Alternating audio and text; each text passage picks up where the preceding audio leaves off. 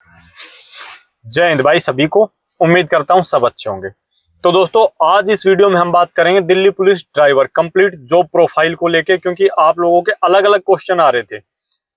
किसी भाई को यूनिफॉर्म से रिलेटेड था, किसी का प्रमोशन से रिलेटेड, यानी अलग अलग क्वेश्चन की भाई ड्यूटी कैसे होती है, रेस्ट कितना होता है, छुट्टी कितनी होती है। तो आज कंप्लीट जानकारी आपको मिल जाएगी दिल्ली पुलिस ड्राइवर के बारे में। तो वीडियो के साथ एंड तक बने रहना। और भाई अगर आपने अभी तक चैनल सब्सक्राइब नहीं कर रखा तो चैनल सब्सक्राइब जरूर कर लेना, बेल आइकन प्रेस कर लेना, ताकि आगे आने वाली वीडियो का नोटिफिकेशन आपको मिल सके। और मेरी जो भी वीडियो आएगी वो जेन्युइन किसी ऐसे टॉपिक पे आएगी जिसकी कहीं ना कहीं आपको जरूरत है, चाहे वो फिर पढ़ाई से रिलेटेड हो या फिर किसी इंफॉर्मेशन से रिलेटेड। तो अब हम वीडियो को स्टार्ट करें उससे पहले थोड़ा सिलेक्शन प्रोसेस एक बार और बता देता हूं, क्योंकि इसमें कुछ कुछ डाउट आपके और रहते हैं। भाई ट्रेड कैसा होता है, ट्रेड में मतलब कहीं हम फेल तो नहीं हो जाएंगे, यानी एक बार आपको मैं मोटा मोटा आइडिया दे देता हूं।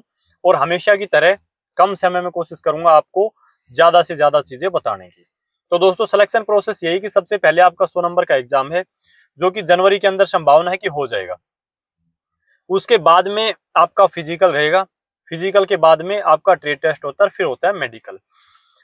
तो इस समय पे बिल्कुल टेंशन फ्री होके अपने एग्जाम पे फोकस करो। बिल्कुल नहीं सोचना है आगे के बारे में, ट्रेड के बारे में, फिजिकल के बारे में, मेडिकल के बारे में।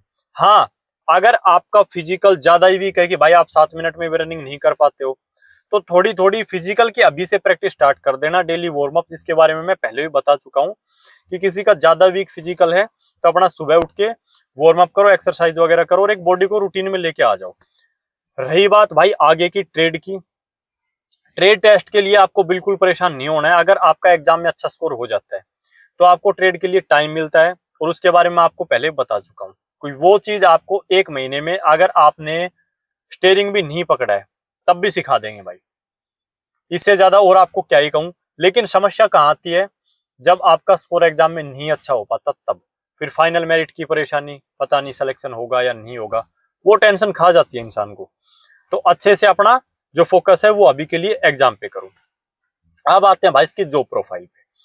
तो पहली चीज तो दोस्तों ये रहती है कि constable, executive constable, driver, salary को लेकर सैलरी दोनों में सेम रहती है बिल्कुल। जो कांस्टेबल एग्जीक्यूटिव में सेम सैलरी, कांस्टेबल ड्राइवर में सिर्फ कैडर अलग है, पोस्ट दोनों ही कांस्टेबल की है। और पहले ये टेक्निकल पोस्ट में आती थी, अगर आपको नहीं पता हो तो ये भी बता देता हूँ। ड्राइवर की जो पोस्ट है वो पहले टेक्निकल पोस्ट में आती थी और टेक्निकल अलाउंस अलग से दिया जाता था, यानी कांस्टेबल एग्जीक्यूटिव से आपको 5-7 हजार रुपए एक्स्ट्रा मिलते थे। फिर ये टेक्निकल पोस्ट से हटा दी गई और अभी दोनों में सेम सैलरी रहेगी। ये थी बात भाई सैलरी की। अब आते हैं भाई इसकी जो आगे और जानकारी है उस पे। हाँ, एक ट्रेनिंग को लेकर जो आपका डाउट है वो भी मैं साथ साथ कवर करते हुए चलता हूँ। इसकी जो ट्रेनिंग है वो होती है भाई सिर्फ 3 महीने की। 3 महीने में आपको कराई सारी चीजें जाएगी। ऐसा नहीं है कि भाई 3 महीने का टाइम पीरियड है तो कुछ चीजें आपकी छूट जाएगी। चाहे उसमें आपकी शॉर्ट रेंज फायरिंग की बात हो या लॉन्ग रेंज की, जैसे शॉर्ट रेंज में पिस्टल से आपकी फायरिंग करा दी, लॉन्ग रेंज में आपकी AK-47 से करा दी। यानी सेम चीजें जो एक कांस्टेबल एग्जीक्यूटिव को कराई जाती है वो सेम चीजें कांस्टेबल ड्राइवर को भी कराई जाएगी। फर्क है उनका टाइम पीरियड लंबा होता है और आपका रहेगा छोटा। तो ये 3 महीने की ट्रेनिंग के बाद में जब आप पास आउट होके वहां से आते हैं तो आपको अलग अलग यूनिट के अंदर पोस्टिंग मिलती है। अब ड्यूटी पे बात करते हैं। जो आपका ड्यूटी को लेकर एक डाउट रहता है कि भाई ड्यूटी कैसे होती है, तो दोस्तों पासिंग आउट के बाद में जब आपका जो ट्रांसफर है अलग अलग यूनिट में होगा, उसी के हिसाब से आपकी ड्यूटी रहेगी। जैसे कि अलग अलग यूनिट में वही सारी यूनिट जिसमें कांस्टेबल एग्जीक्यूटिव की जो पोस्टिंग है वो रहती है भाई, आपकी PCR पे भी रहेगी, आपकी थाने के अंदर भी रहेगी, बटालियन में भी रहेगी, आपकी स्पेशल सेल में भी रहेगी, क्राइम ब्रांच में भी रहेगी, सिक्योरिटी में भी रहेगी, विजिलेंस में भी रहेगी, यानी हर जगह पे आपकी पोस्टिंग रहेगी। अब किस जगह पे आपकी पोस्टिंग होती है उस हिसाब से रहती है ड्यूटी। जैसे मैं आपको बता देता हूँ, अगर आपकी पोस्टिंग भाई PCR पे है तो ड्यूटी रहेगी 12 घंटे ड्यूटी और 24 घंटे का आपका रेस्ट। इसी तरीके से जो और यूनिट है, जैसे आपकी सिक्योरिटी में है, वहां पे आपकी 12 घंटे ड्यूटी, 36 घंटे रेस्ट, ऐसे भी रहती है। 24 घंटे ड्यूटी, 48 घंटे रेस्ट, ऐसे भी ड्यूटी रहती है। यानी अलग अलग ड्यूटी आपकी रहेगी। सिक्योरिटी के अलावा जैसे आपकी विजिलेंस में है, वहां पे भाई आपको सैटरडे संडे ऑफ मिलता है, नाइट ड्यूटी नहीं होती है, बहुत रेयर होती है, वहां पे नाइट ड्यूटी नहीं रहती है। ऐसे ही अगर भाई स्पेशल सेल है या क्राइम ब्रांच है, सेम वहां पे भी ऐसे ही रहता है, 12-36, 24-48 नाइट में भी रेयर ड्यूटी रहती है। यानी एक तरीके से कहूं तो अच्छा खासा रेस्ट आपको मिल जाता है। अगर आपकी थाने में भी ऐसी रहती है भाई, 12-24 भी रहती है, 12-12 भी रहती है। तो सारी एक अगर ओवरऑल आपको बता दूं तो ड्यूटी के बाद में आपको अच्छा खासा रेस्ट मिल जाता है। ऐसे ही सेम बटालियन में भाई, कि वो 3rd बटालियन है या उसके अलावा कोई और बटालियन है, उसमें भी यही चीजें रहती है। 24-48 भी हो जाती है, 12-24 भी हो जाती है, 12-36 भी हो जाती है। ये 12-36, 12-24 का मतलब समझ लेना कि 12 ड्यूटी 24 रेस्ट, 12 ड्यूटी 36 रेस्ट, 24 घंटे ड्यूटी 48 घंटे रेस्ट। तो इस तरीके से आपकी ड्यूटी रहती है। अब हम बात करते हैं इसके अलावा और जो जरूरी चीजें आप लोगों के लिए हो सकती है, क्योंकि एक इच्छा रहती है भाई जानने की, हम किसी की तैयारी कर रहे हैं किसी पोस्ट की। और एक भाई जैसे जब ये वैकेंसी कंप्लीट हो जाएगी कांस्टेबल ड्राइवर की और एग्जीक्यूटिव वाली, हालांकि एक वीडियो में समझा चुका हूं कि अगर दोनों में सिलेक्शन होता है तो किसमें जाना चाहिए, वो चीजें मैं बिल्कुल क्लियर कर चुका हूं एज के हिसाब से, कि भाई अगर एज कम है आप एग्जीक्यूटिव की तरफ चले जाओ, ज्यादा है आप इसकी तरफ चले जाओ। वो था मेरा तैयारी को लेकर वीडियो, क्योंकि उसमें ये आ रहे थे आप लोगों के मैसेज कि भाई दोनों के ऑप्शन है, तो मैं किसकी तैयारी पे ज्यादा फोकस करूं, किसको प्रीफरेंस दूं। एक ऐसे ही वीडियो आगे लेके आएंगे जब किसी का अगर दोनों में सिलेक्शन हो जाता है तब, कि भाई आपका पर्पज अगर इस तरीके का है तो आप इस साइड जा सकते हो, इस तरीके का है तो आप इस साइड जा सकते हो। तो वो खैर बहुत बाद की बात है, जब आपकी वैकेंसी कंप्लीट हो लेगी तब की। तो ड्यूटी का मैंने बता दिया, सैलरी का आप लोगों को बता दिया, ट्रेनिंग का बता दिया।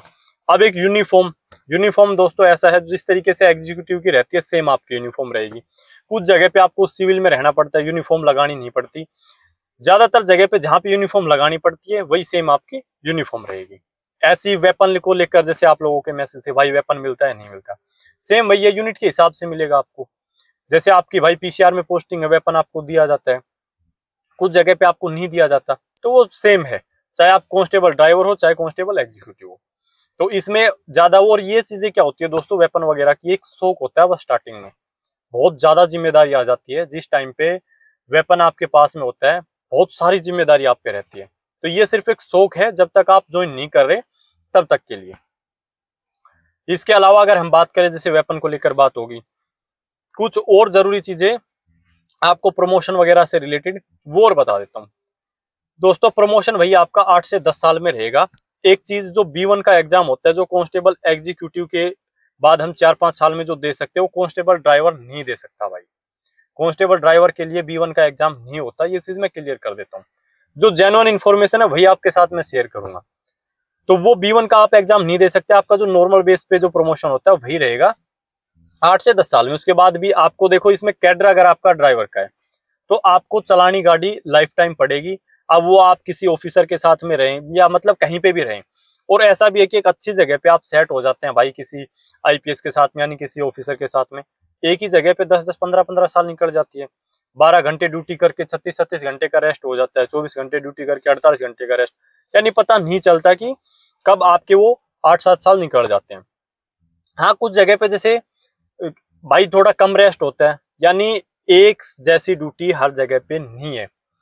बहुत सारी ऐसी यूनिट है जिनमें बहुत अच्छा खासा रेस्ट है, और कुछ ऐसी है, लेकिन ज्यादातर जगह पे कहूंगा तो अच्छा खासा ही, कुछ यूनिट ऐसी है जहां पे कम है, लेकिन वहां पे भी रेस्ट है। कोई ऐसी दिक्कत परेशानी नहीं आएगी कि आगे अगर आपको तैयारी वगैरह करनी है तो आप कर सकते हैं, कोई दिक्कत नहीं है। और एक चीज आपको बहुत अच्छे में बता देता हूँ, अभी जैसे आपकी एज मान लो ज्यादा हो गई और भाई कांस्टेबल एग्जीक्यूटिव के लिए आप अप्लाई नहीं कर सकते, भाई ड्राइवर में सेलेक्ट होके आ जाओ, 3 साल बाद आपको एज में छूट मिल जाएगी, आप कांस्टेबल एग्जीक्यूटिव के लिए एग्जाम दे सकते हैं।